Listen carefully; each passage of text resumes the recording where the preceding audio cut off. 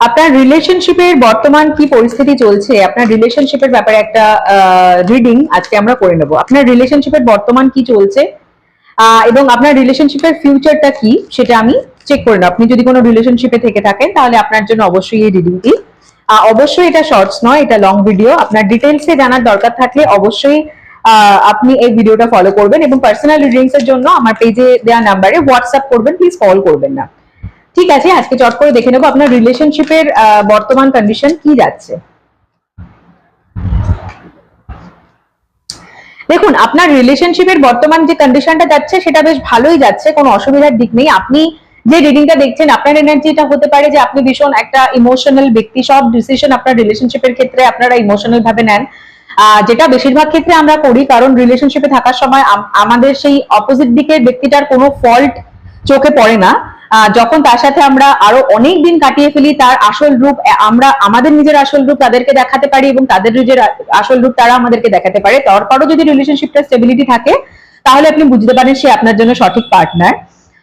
তো আপনার রিলেশনশিপের ক্ষেত্রে আমি যেটা দেখতে পাচ্ছি, আপনি ভীষণ ইম্পালসিভ ওয়েতে কোনো ডিসিশন নেন, ভীষণ ইমোশনাল ওয়েতে কোনো ডিসিশন নেন, মানে ব্রেনটাকে কোনো রকম ভাবে আর কাজ করাতে পারে না, যেটা বেশিরভাগ মানুষের সেটাই কন্ডিশন হয় রিলেশনশিপে থাকাকালীন। কারণ তখন আমরা ভালোবাসায় এতটাই মত্ত থাকি যে আগামী সামনের ব্যক্তির কোন রকম কোনো ফল্টই আমাদের চোখে পড়ে না। ঠিক আছে, রিলেশনশিপে আপনার পার্টনারের যে এনার্জি দেখছে সে খারাপ নয়, সে আপনার রিলেশনশিপের ক্ষেত্রে খুব একটা প্রবলেমও নয়, কিন্তু সে একটু রিজিড টাইপের, ওভারঅল আপনার কেয়ার করেন।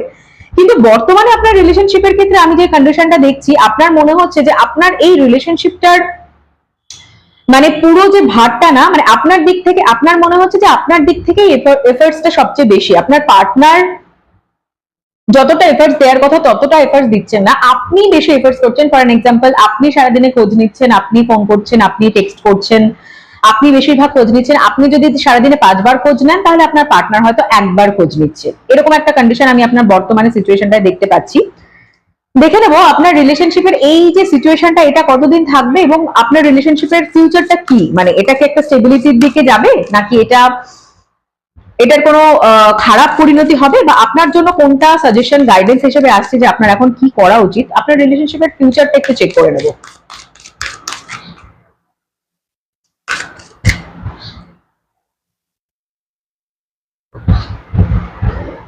দেখুন, রিলেশনশিপের ব্যাপারে আমি অলরেডি যেটা বললাম, আপনার পার্টনার আপনার মনে হচ্ছে যে আপনি এই রিলেশনশিপটাকে টেনে নিয়ে বেড়াচ্ছেন বা বয়ে বেড়াচ্ছেন।